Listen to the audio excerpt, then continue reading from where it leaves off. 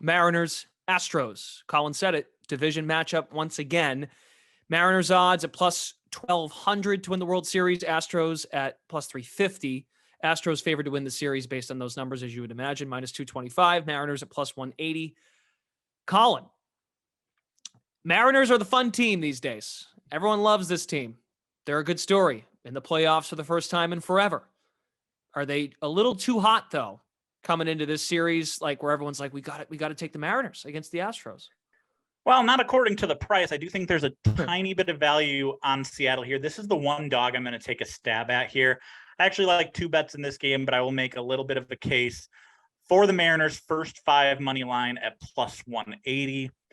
Logan Gilbert, as we mentioned, a lot of these starting pitchers have seen these teams a lot this season. And Logan Gilbert had quite a bit of success against Houston this year, made 4 starts and had a 2.52 ERA in 25 innings. Kind of was up and down a lot this year with command and whatnot, but he only walked 6 Houston hitters, struck out 22. Verlander actually made 6 starts against Seattle this year. And one of the most amazing stats about Verlander against Seattle is Verlander only allowed 12 homers all year. 6 of those came against the Seattle Mariners, and 4 of them came in one single start.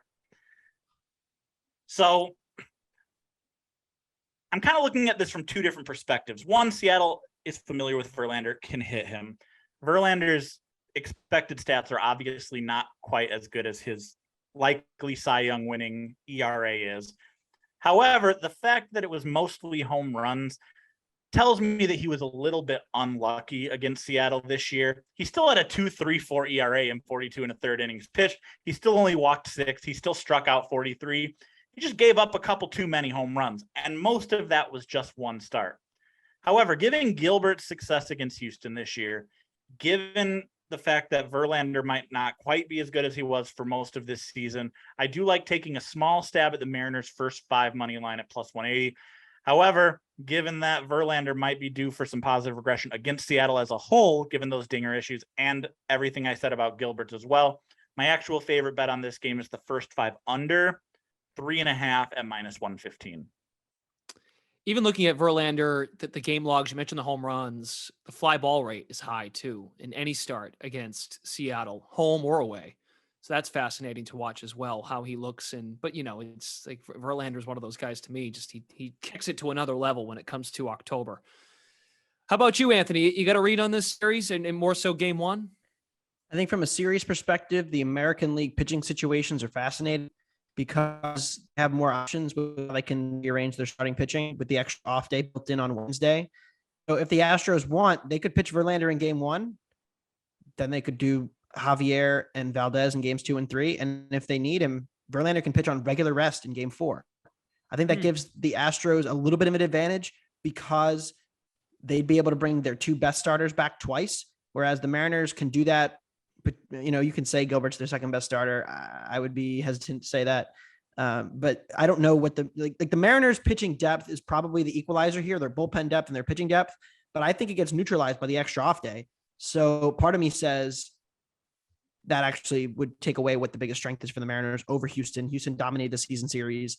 I don't see a case for the Mariners winning 3. I think they could win 2, get this to a game 5 for sure. But then even then, you're probably going up, it'd be Luis Castillo, but you're probably going up against Valdez and Javier, who have been as good as any, arguably better than Castillo. So I think it's hard to make the case for the Mariners to win this series. I just think Houston's pitching depth is just as good as the Mariners. In game 1, I'm passing. I'm going to look for a live under.